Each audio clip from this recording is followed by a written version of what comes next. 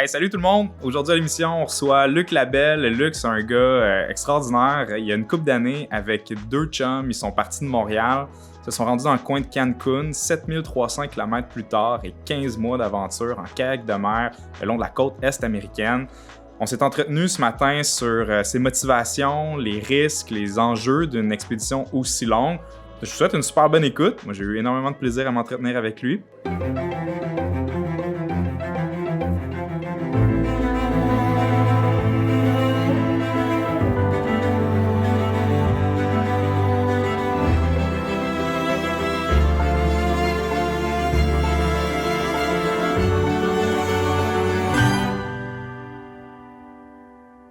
Je suis vraiment excité que tu sois là parce que j'ai une admiration sans borne pour le projet GoFetch puis les milliers de kilomètres que vous avez pagayés une couple d'années. C'est rare de voir des gens partir aussi longtemps en expédition.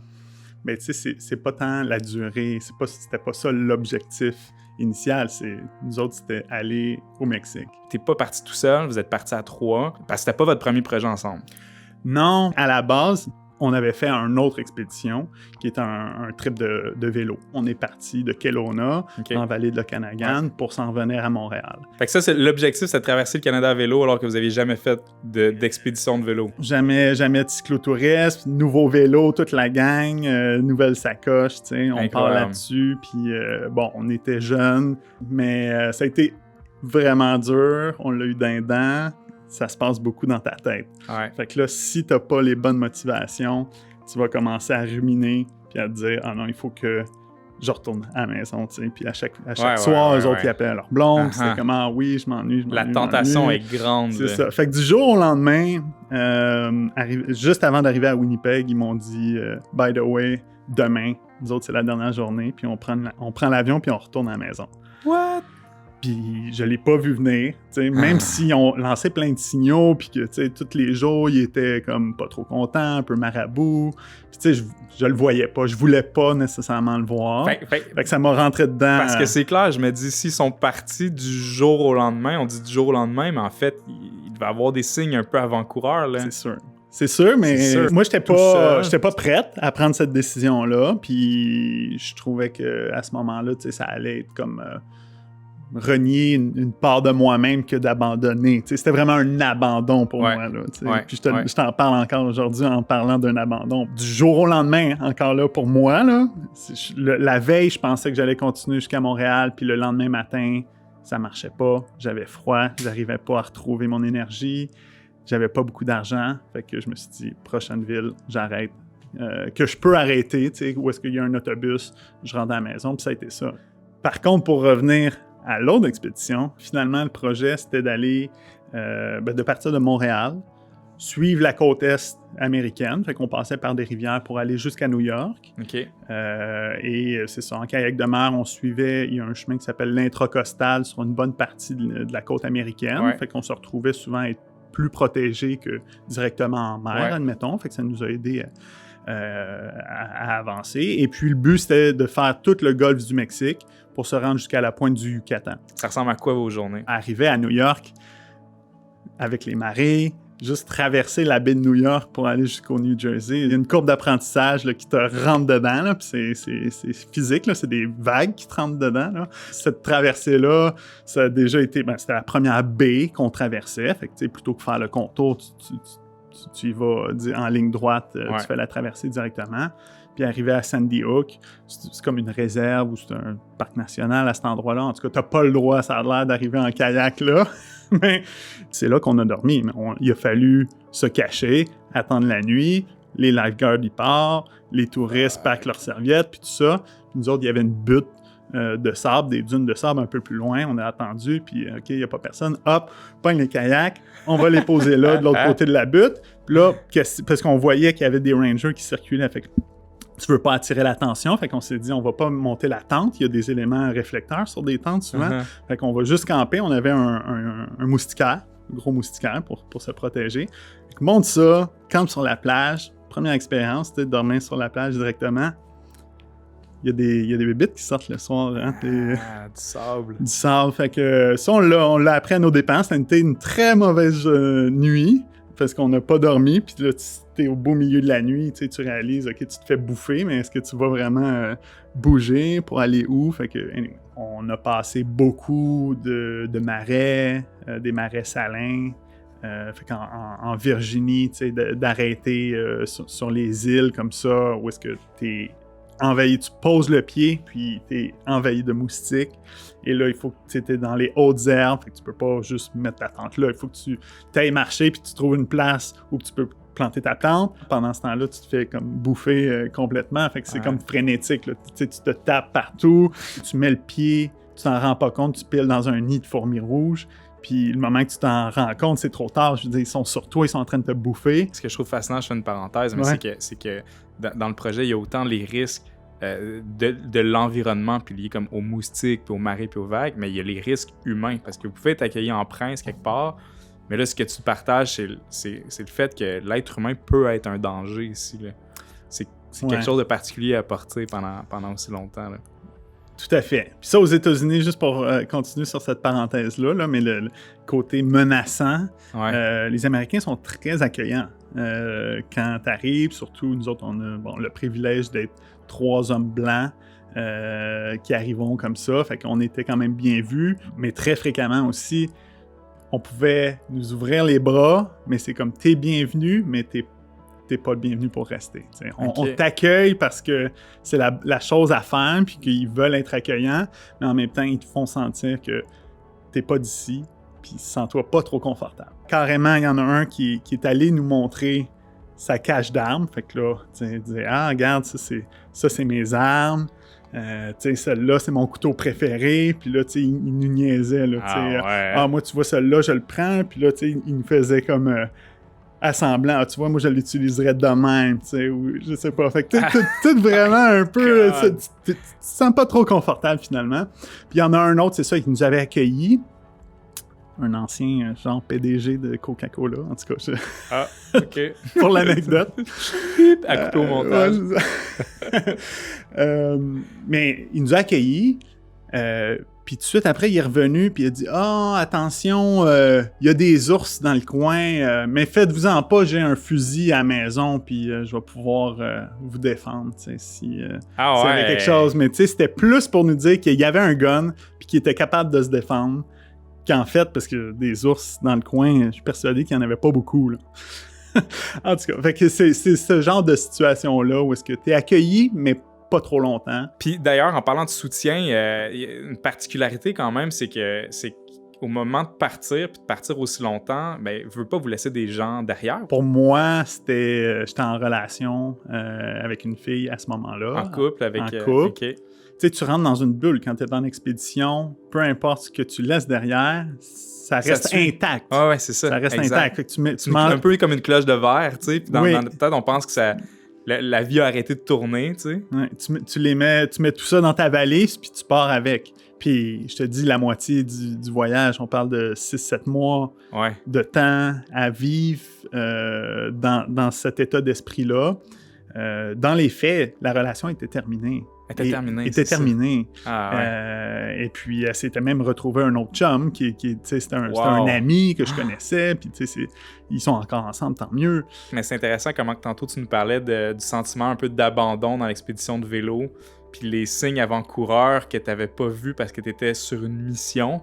Ce volet émotionnel-là, à la limite, te donnait du fuel, tu sais, pour avancer. Ouais. Pour le meilleur et pour le pire. Pour le meilleur et pour le pire, oui, parce que j'imagine qu'il y a eu une drop après, tu sais, comme... Oui, puis c'est sain, tu sais. Le moment qu'il a eu, cette drop-là, comme tu dis, le retour à la réalité, ben, ça a juste été mieux. On a dévié tantôt. Tu commençais à nous parler du nord du Mexique, puis une portion, je pense, assez difficile de l'expé. Ben, c'est rock'n'roll parce que ça arrive après 1 an d'expédition. T'sais. Fait que t'as énormément de vécu, de fatigue accumulée, d'inconfort avec lesquels tu vis. Il y en a certains que tu as pu développer peut-être des moyens pour y pallier, mais quand même, tu as des inconforts constants. Et là, de traverser le Mexique, effectivement, il y avait la composante de, bon, est-ce qu'on va se faire kidnapper par les narcotrafiquants, à quel point qu'on va être vraiment exposé là, à cette réalité-là ou pas. Il faisait chaud, on était directement sur le golfe du Mexique. Fait qu'en général, il est assez, bon, tranquille, mais la deuxième journée, il n'était pas tranquille. Puis il y avait des vagues, puis il y avait une grosse zone, le break zone, là, où est-ce que les vagues brisent. Ouais. Et là, il faut que tu traverses cette zone-là. Fait que tu donnes tout ce que tu as pour essayer de le traverser. Moi, j'ai réussi. Julien a réussi. Mais là, Nuka, lui, il était resté là. Puis là, on voit rien. Parce que t'as la hauteur des vagues et, c'est ça, la plage finit à être plus basse. Fait que tu vois pas vraiment ce qui se passe là, dans le break zone. Tu le vois pas. Fait que là, on fait juste attendre. Un bon 20 minutes d'attente, ce qui peut être vraiment long. Tu ne sais pas ce qui se passe. Est-ce que Nuka, il est en train de juste rouler puis se faire comme smasher par son kayak?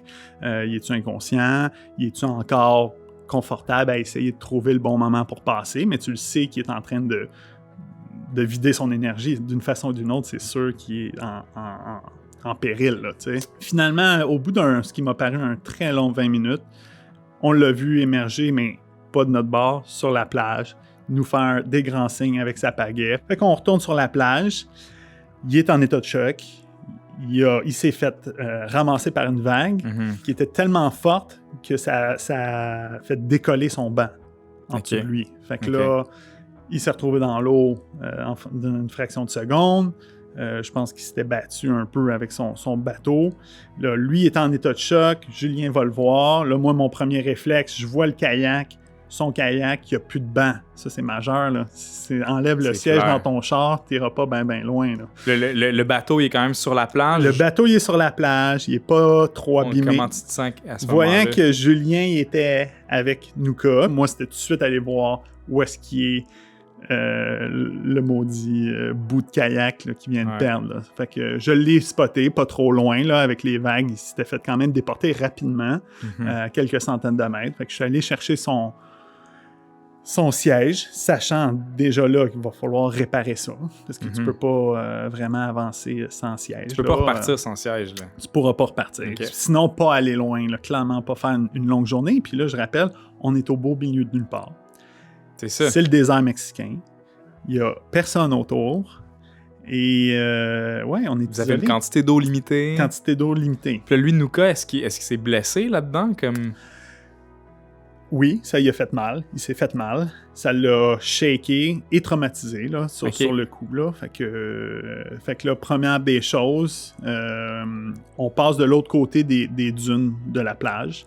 On avait spoté des pick-up, des chars du monde qui circulaient sur la plage.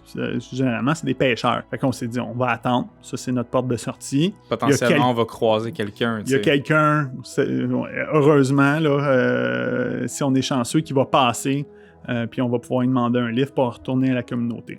Sur ce stretch-là, vous êtes un peu sur un timer parce que... c'est l'eau. C'est l'eau. Oui, ça, c'était le timer. Fait que c'était de dire, ça nous prend de l'eau. Faut trouver la solution pour ça. De deux, il faut faire la réparation du kayak. Le banc, il faut avancer. Puis le troisième élément, c'était amené par Nuka, c'est-à-dire ça prend une porte de sortie parce que je me relance pas dans l'eau. Fait que ça, c'est confrontant parce que le plan A, c'est de faire la côte, c'est de faire notre expédition puis c'est de se remettre à l'eau.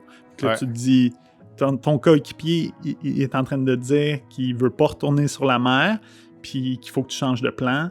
Ça, c'est un autre obstacle ou difficulté avec laquelle il faut que tu composes. Qu'est-ce que ça pèse sur quel piton pour toi? Ça, c'est... Ma volonté, c'était d'aller sur l'eau.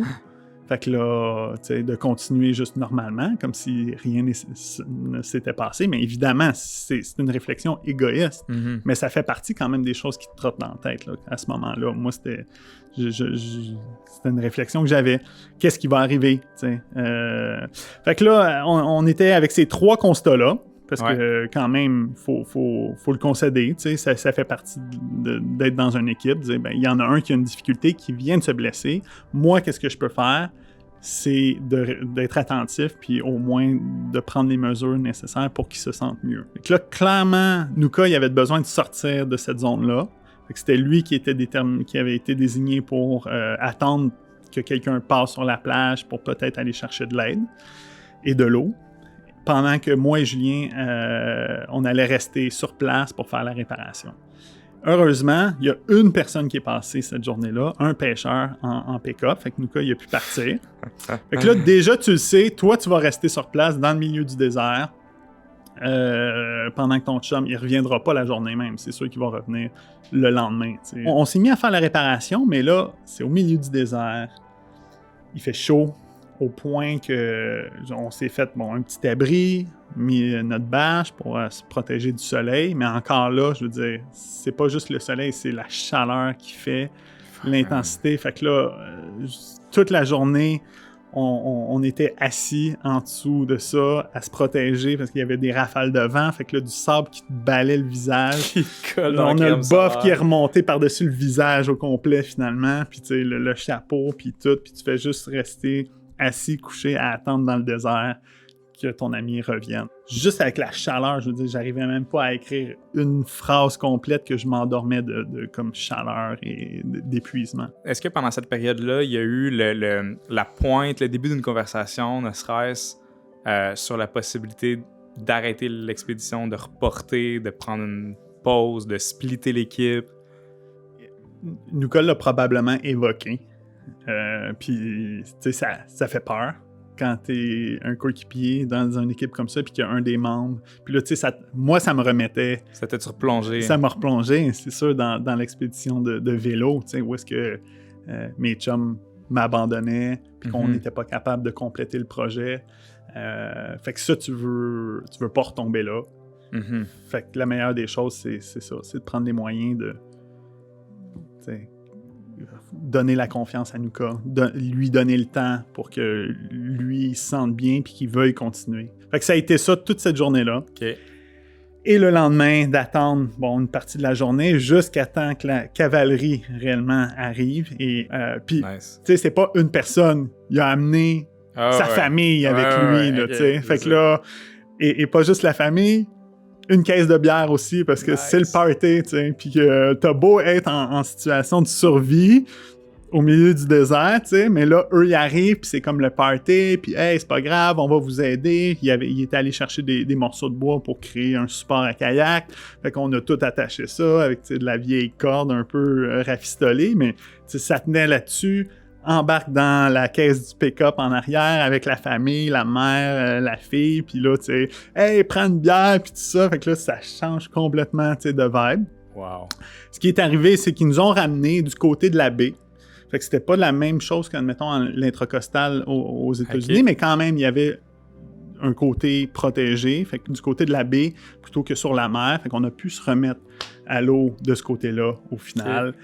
Et rebâtir la confiance de notre coéquipier qui s'était blessé. D'un point de vue humain, ce que je trouve super intéressant aussi, c'est que comparativement à, disons, l'histoire d'abandon ou de l'arrêt d'expédition dans la traversée du Canada, il y a quelque chose que vous semblez vraiment avoir fait différemment, tu sais.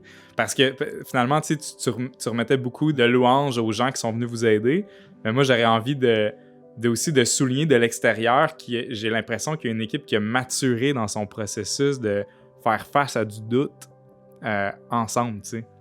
Oui, puis faire face à ces doutes-là, puis être convaincu aussi qu'on veut atteindre l'objectif comme coûte que coûte. Veut le réussir. Se donner les moyens pour. Oui. La dernière journée de l'expédition n'a pas semblé très différente des autres, mais c'était l'accomplissement de toute cette durée-là quand même. Qui se résolut en quelques heures, en quelques instants, puis c'est la fin, puis t'as la famille, les amis qui t'accueillent au Mexique. C'est terminé. C'est terminé. Retour à la vie. Ouais, c'est ça. Merci d'être venu. Merci d'avoir pris le temps de te déplacer ici. C'est une bonne raison de venir en Beauce. C'était 168 heures. Merci beaucoup d'avoir assisté à l'épisode. Luc Labelle qui nous a parlé de son épique séjour de 15 mois entre Montréal puis la péninsule du Yucatan au Mexique. complètement débile dans la tête, mais en même temps très très riche et plein d'apprentissage. Pour plus d'informations pour moi, c'est samuelostigui.com. Si vous voulez rentrer en contact, vous pouvez le faire directement via ce site web. Et puis, au plaisir pour un prochain épisode.